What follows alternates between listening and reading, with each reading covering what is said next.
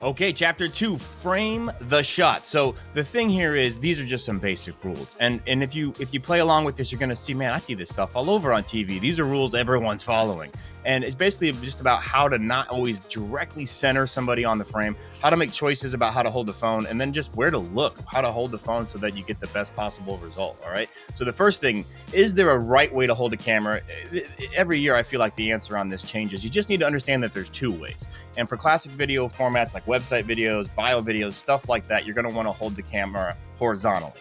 When I do response videos for customers, I always hold the camera horizontally so that I'm in one side of the frame and the thing I want to show is off on the other side. There's also a great use for vertical if you're making ads and stuff like that, or if you just want your video to take up as much of somebody's phone as possible. That's a great way to do that, because horizontal ads only are as tall as they are tall, and Facebook sorts things by their height. So a portrait video will actually take up more space on somebody's phone if it shows up in their news feed or when they're watching it on Instagram stories. So just food for thought. There's different things for different situations, but one of the things that's constant is you always want to look right down this camera hole. That's the tip here, is make sure you're making eye contact, not with yourself on the frame, but actually with that little hole on the camera. Big tip there. Secondly, learn what's called the thirds rule. So this is basically just the fact that you don't want your subject centered necessarily on the frame. If you're going to use this horizontal setup, you can even use these grid lines. It's an option that you can pull up on your phone, and it'll really help you understand the 9 boxes of space that you have and how you'd like to use them. You see here, I have her in this frame right just to the left, using the left 2 boxes, but not at all using that right third. And that's part of what I use to do my storytelling and kind of show some background, or just to give some depth into the scene so that you're not just staring right at the person that I'm interviewing.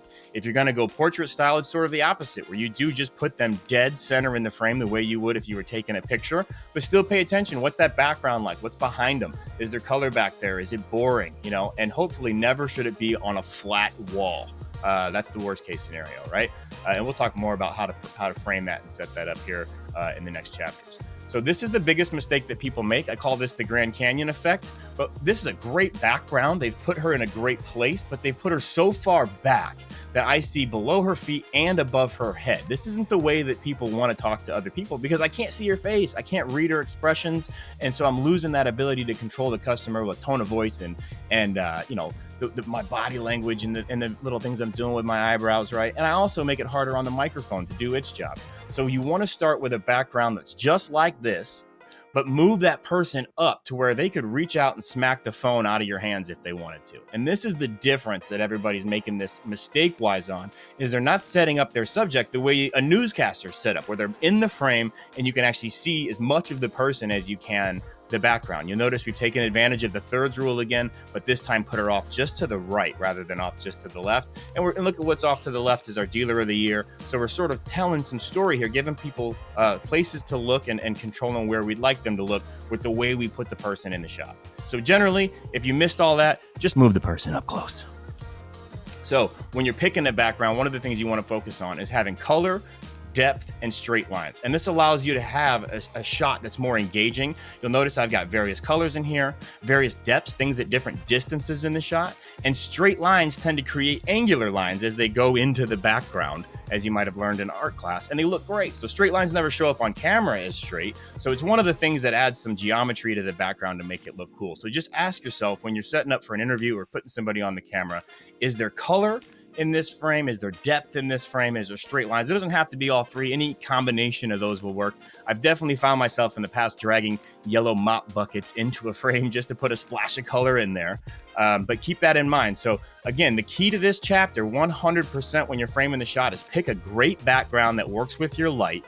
Look at the direction of your light. Pick a background that's in that direction.